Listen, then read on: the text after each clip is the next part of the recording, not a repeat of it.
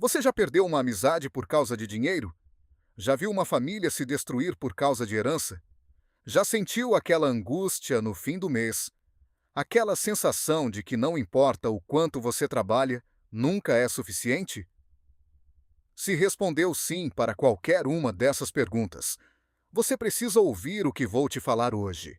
Porque a Bíblia, esse livro escrito há mais de 2000 anos, fala sobre dinheiro mais de 2300 vezes. Isso mesmo, mais do que sobre oração, mais do que sobre fé. E o que ela diz vai te surpreender, porque não é o que muita gente pensa. Hoje a gente vai mergulhar fundo nesse tema, e eu te prometo, ao final desse vídeo, você vai enxergar o dinheiro com outros olhos. Fica comigo. Imagina o seguinte cenário: Jerusalém, século I depois de Cristo. O templo mais sagrado do mundo judaico, um lugar de oração, de encontro com Deus. Mas quando você chega lá, o que você encontra? Mesas de câmbio, vendedores de pombas, negociantes gritando preços, moedas tilintando no mármore sagrado. O dinheiro tinha tomado o lugar da fé. Foi exatamente ali que Jesus entrou. Virou as mesas e disse uma frase que ecoou por séculos.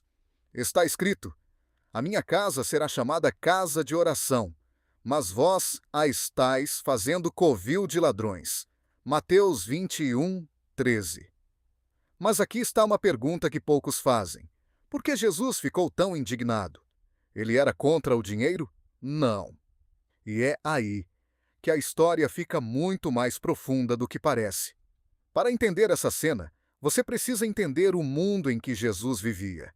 Aquela era uma terra ocupada pelo Império Romano, e para viver nela, você pagava, muito, imposto de renda para o Império, imposto sobre a terra, pedágio nas estradas, taxa no mercado, tributo sobre o trigo, o azeite e o gado, e por cima de tudo isso, ainda havia o imposto do templo. Todo homem judeu precisava pagar meio siclo por ano, na moeda sagrada, como oferta a Deus.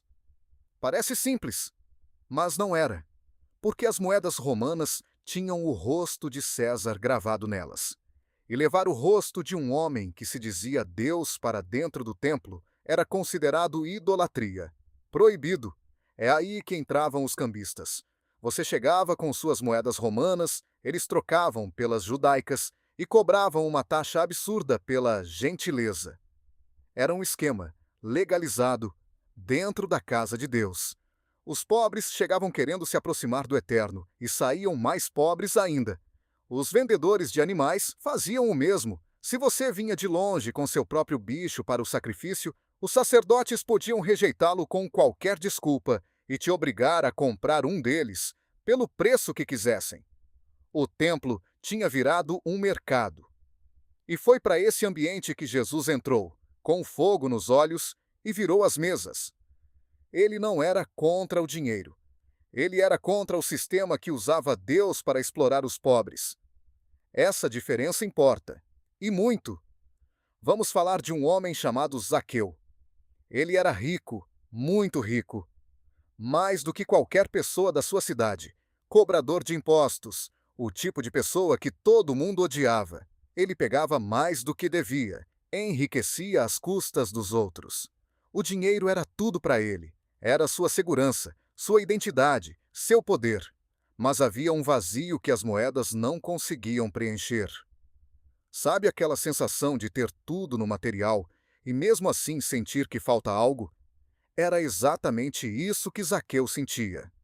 Um dia, Jesus passou pela cidade dele.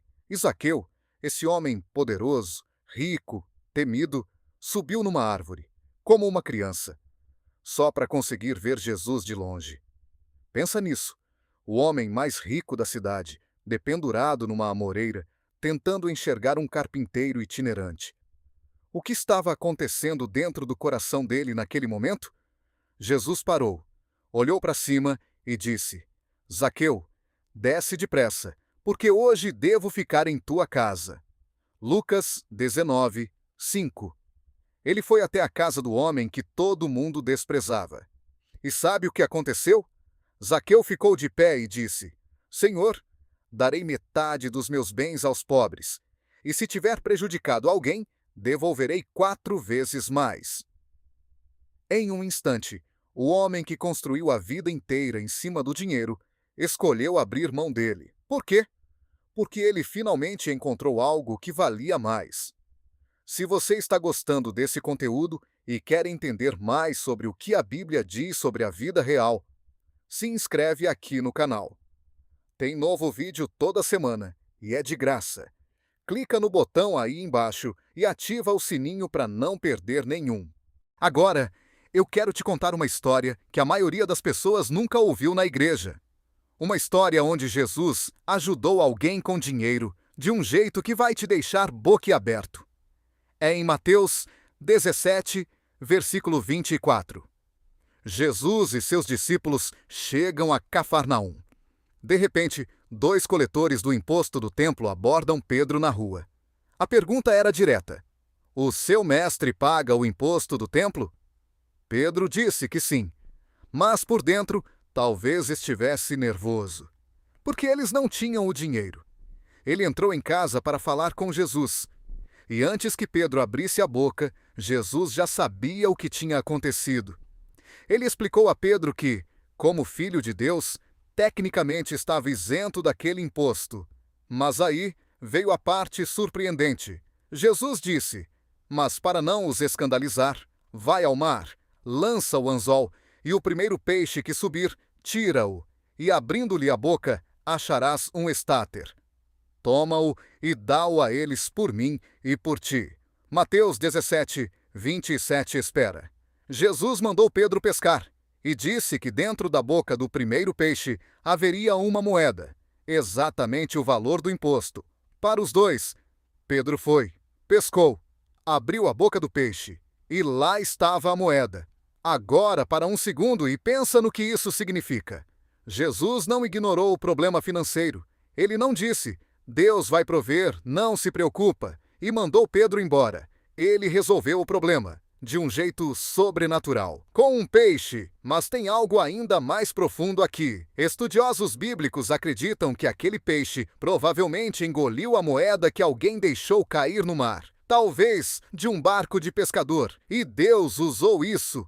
Ele usou o ambiente natural, usou o ofício de Pedro, que era pescador, usou o cotidiano, e essa é uma das mensagens mais bonitas da Bíblia sobre dinheiro. Deus conhece as suas necessidades, e Ele pode supri-las pelos caminhos mais inesperados. Quando você acha que não tem saída, Deus pode ter uma moeda te esperando dentro de um peixe. Agora, vamos ao coração do assunto. A Bíblia não condena o dinheiro, mas ela condena, com muita força, o amor ao dinheiro. Olha o que Paulo escreveu: porque o amor ao dinheiro é a raiz de todos os males. E alguns, nessa cobiça, se desviaram da fé e se traspassaram com muitas dores. 1 Timóteo 6, 10. Repara na palavra, o amor ao dinheiro. Não o dinheiro em si. A diferença é enorme. Provérbios 22, 7 diz: o rico domina os pobres, e o devedor é servo do credor. Quantas pessoas hoje vivem escravas de dívidas?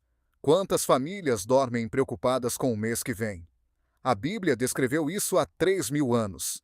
E Eclesiastes 5, 10 vai além. Quem ama o dinheiro jamais ficará satisfeito com ele. Quem ama a riqueza nunca terá o suficiente. Isso é uma armadilha, porque a lógica do mundo diz: quando eu tiver mais, vou me sentir melhor. Mas a experiência humana e as Escrituras dizem o contrário. Tem gente que tem muito e ainda assim sente que falta. Por quê? Porque o dinheiro foi criado para ser uma ferramenta, não um Deus. Quando ele vira um Deus, ele cobra um preço altíssimo.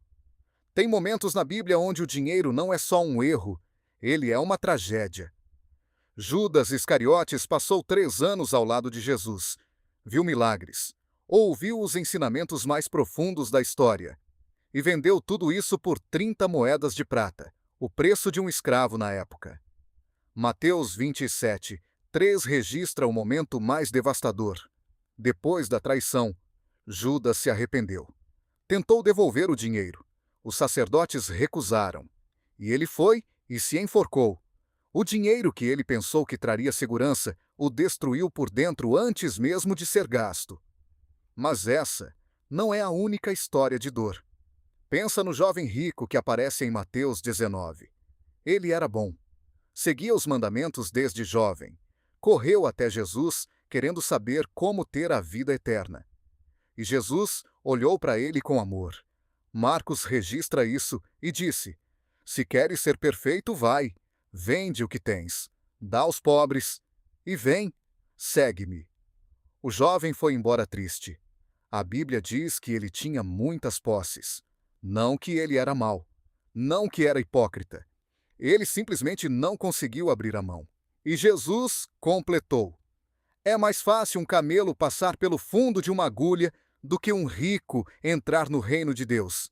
Mateus 19, 24. Isso choca até hoje. Mas Jesus não estava dizendo que dinheiro é pecado. Ele estava dizendo que quando o coração está preso ao dinheiro, ele não tem espaço para mais nada. Agora, pensa na sua vida. Quantas vezes você adiou uma conversa com alguém que ama por causa de trabalho? Quantas vezes você deixou de descansar porque precisava ganhar mais? Quantas vezes o medo de perder o que tem te impediu de arriscar o que poderia ser? A Bíblia chama isso de servir a dois senhores.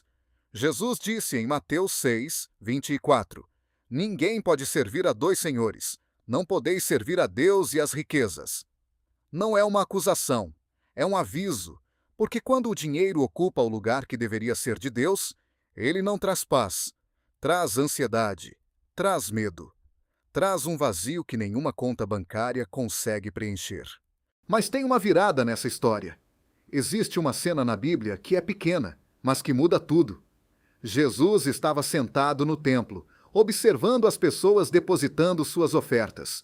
Ricos chegavam e depositavam muito, com pompa, com barulho. Então chegou uma viúva, pobre, sem ninguém para sustentá-la. Ela depositou 2 moedas pequenas, quase nada no valor do mundo. E Jesus chamou os discípulos e disse: Em verdade vos digo que esta pobre viúva ofereceu mais do que todos os outros, porque todos eles deram do que lhe sobrava. Mas ela, na sua pobreza, deu tudo o que tinha para viver. Marcos 12, 43 a 44, 2 moedas. E Jesus disse que ela deu mais do que todos. Por quê? Porque ela não estava dando dinheiro. Ela estava dando confiança. Estava dizendo com aquelas 2 moedinhas: Eu creio que Deus vai me sustentar. E essa é a diferença que a Bíblia quer te mostrar. Não é o quanto você tem, é o que está no trono do seu coração. A Bíblia não é contra o dinheiro, ela é contra a escravidão ao dinheiro.